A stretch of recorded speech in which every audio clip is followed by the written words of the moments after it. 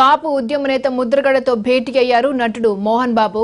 నిన్న జరిగిన దాసరి విగ్రహావిష్కరణకు తనను పిలవకపోవడంపై ఆవేదన వ్యక్తం చేస్తున్న ముద్రగడను మోహన్ బాబు సముదాయించారు.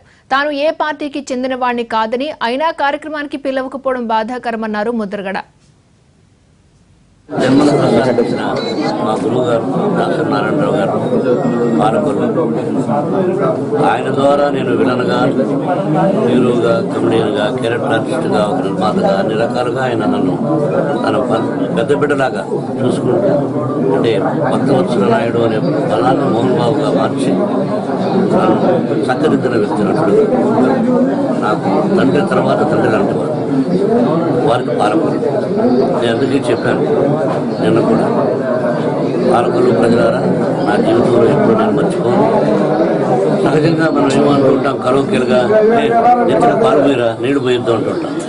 కాబట్టి పాలకొల్లు ప్రజలందరూ నా నెత్తిన పాలు పోసి నన్ను పెంచారు. వాళ్ళ రుణం నేను ఎప్పటికీ తెచ్చుకోలేను. ఎన్నో సందర్భాల్లో చెప్పాను, కొంతమందిని ఇక్కడ ఫ్రీగా మన ఇన్స్టిట్యూట్లో చదివించాను.